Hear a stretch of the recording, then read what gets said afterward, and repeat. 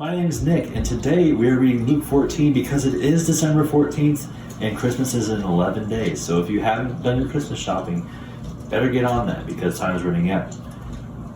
Jesus at a Pharisee's house. One Sabbath when Jesus went to eat in the house of a prominent Pharisee, he was being carefully watched. There in front of him was a man suffering from abnormal swelling of his body. Jesus asked the Pharisees and experts in the law, "Is it lawful to heal on the Sabbath or not?" But they remained silent. So taking hold of the man, he healed him and sent him on his way.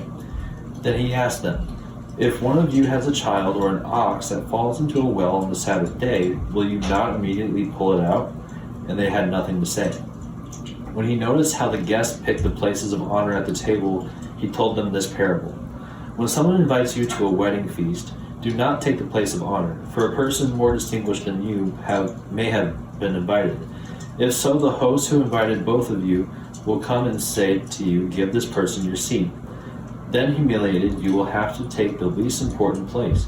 But when you are invited, take the lowest place, so that when the host comes, he will say to you, "Friend, move up to a better place." Then you will be honored in the presence of all the other guests. For all those who exalt themselves will be humbled, and those who humble themselves will be exalted. Then Jesus said to his host, "When you give a luncheon or dinner, do not invite your friends, your brothers or sisters, your relatives, or your rich neighbors. If you do, they may invite you back, and so you will be repaid. But when you give a banquet, invite the poor and crippled, the lame, the blind, and you will be blessed.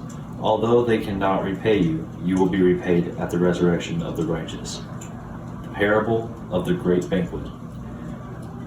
When one of those at the table with him heard this, he said to Jesus, Blessed is the one who will eat at the feast in the kingdom of God." Jesus replied, "A certain man was preparing a great banquet and invited many guests. At the time of the banquet, he sent his servant to tell those who had been invited, 'Come, for everything is now ready.' But they all alike began to make excuses. The first said, 'I have just bought a field and I must go see it. Please excuse me.' The other said, 'I have just bought 5 yoke of oxen, and I'm on my way to try them out. Please excuse me.'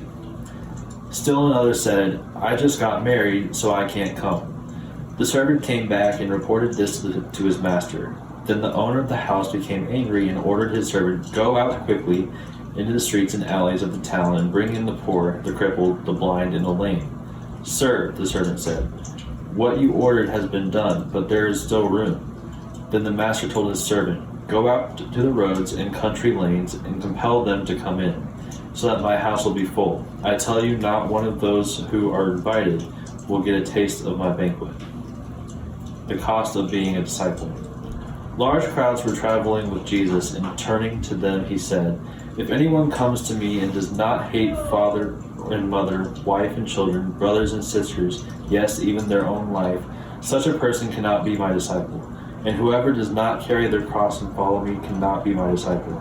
Suppose one of you wants to build a tower. Won't you first sit down and estimate the cost to see if you have enough money to complete it?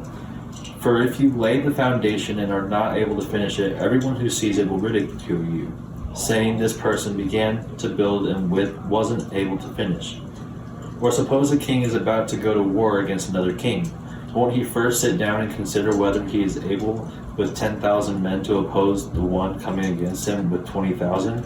If he is not able, he will send a delegation with the other while the other is still a long way off, and will ask for terms of peace.